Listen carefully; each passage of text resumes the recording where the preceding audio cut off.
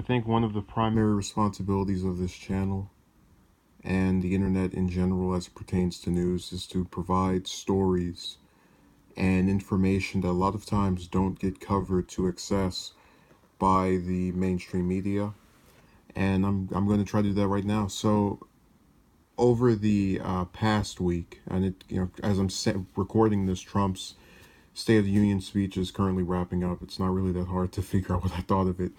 We'll talk more about that probably tomorrow.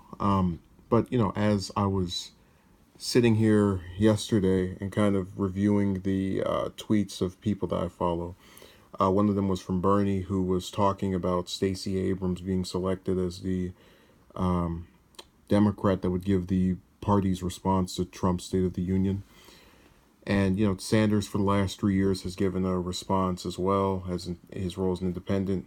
He says Stacey Abrams is a great choice to deliver the Democratic response. I'm very much looking forward to her speech for the third year in a row, following the Democratic rebuttal. I'll be on Facebook Live, Twitter, and YouTube to respond to Trump. So keep this line in mind. He says, following the Democratic rebuttal, following, not concurrently with it, just after the Democrats give their response, I'll give mine. That line is very important here, because when you go and you watch, or rather when I start showing you some of the comments that have been left by a lot of the people who have manufactured this new McCarthy era type of conspiracy theory, it all segues into it. So the first character up here, and this is actually someone who's really good. I've mentioned her a couple of times, Jennifer. She's terrific when it comes to foreign policy and talks about the U.S.'s human rights abuses. And I have to credit her with even letting me know who this person was. So this Naira Hogg or Hugh or however, I'll put it to you this way: if the that Q at the end of her name was replaced by a G, it would be very, very accurate right now. Bernie, dear, this is not the way to overcome your campaign's issues with women and people of color. Stand down. So that already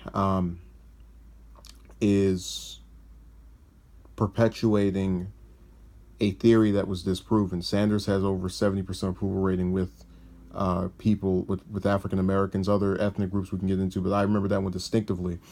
But the woman one is in reference to the Bernie Bros claim. So apparently there's no such thing as female Bernie supporters, even though you're looking at one literally right above my comment. And, they also try to go back to the quote unquote sexual harassment claims, which we all know the best allegations are the ones that come out years after the fact and conveniently right before an election. So those are very credible. But, this is the kind of rhetoric that we're seeing here. And it's fine if it's one insane person leaving something, because we've seen many people who have this kind of general strange obsession with him, where they call themselves disliking him, but anything he does, they can't get enough of. The next one is Siskin. Now, Siskin, I'm a lot more familiar with. She actually wrote an article about maybe 6-7 years ago where she admitted that the only reason she voted for McCain over Obama was because his running mate had a vagina. So she said, hey, let me turn off my critical thinking skills. Whoever has the crotch that most resembles mine, as part of their ticket, I'm going to back them. So that's already let you know this person's intellect level or lack thereof.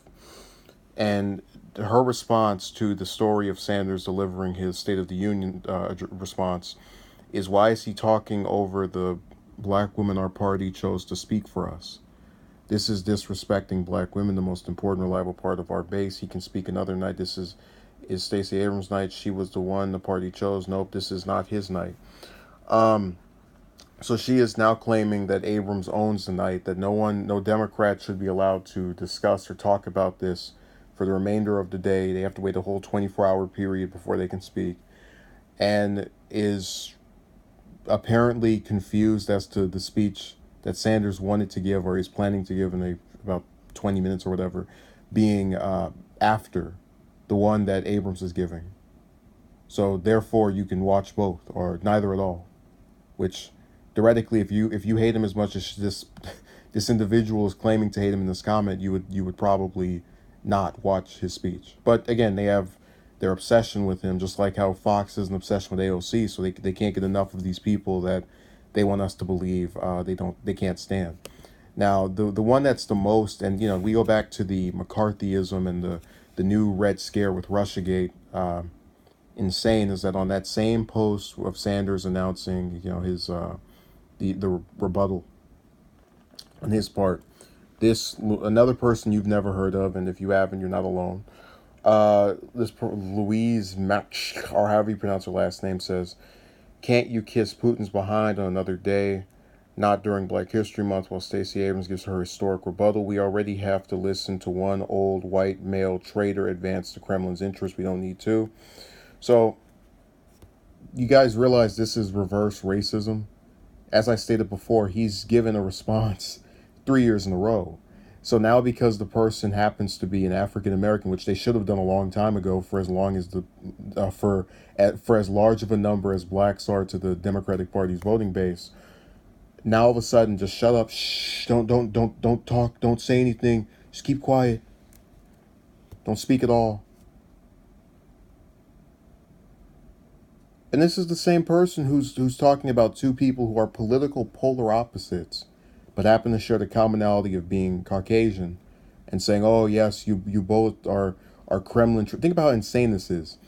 You are going to assist or otherwise be similar to Trump in being a Kremlin traitor or Putin puppet or whatever by advocating for policies that are the complete opposite of his.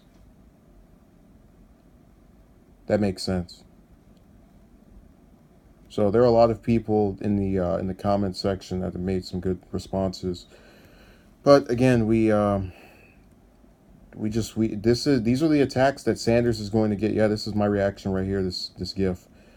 These are the responses and reactions that Sanders is going to get for pretty much everything he does for probably the next, if presumably it's just him running and then not actually accomplishing it because the Democrats were the primary again, the next 2 years. And it's going to be over things that are petty, things that we don't think are a controversy because they've been done before without much fanfare.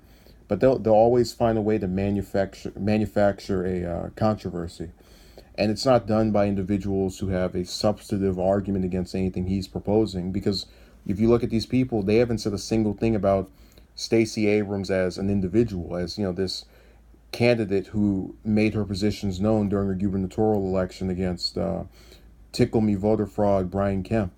But their obsession with the fact that she is female and a minority has caused them to completely erase her as an individual, which is kind of counterintuitive to what they're claiming about their respect for people that are not like them.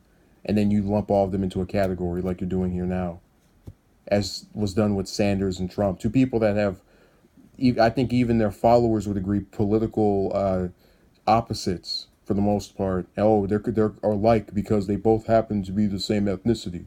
So, stupidity knows no bounds. I oftentimes say that it's not, it is genderless, but there's something seriously wrong if you expect a bunch of people of either sex to abandon a candidate because they don't happen to fit the new feminist agenda as far as what they look like. Not what they advocate for, what they look like, which is exactly what they're trying to do tonight. But it's not working. It's going to keep failing. And they'll keep having to write dumb things on Twitter while the rest of us still support the people that, we feel represent us. So thank you.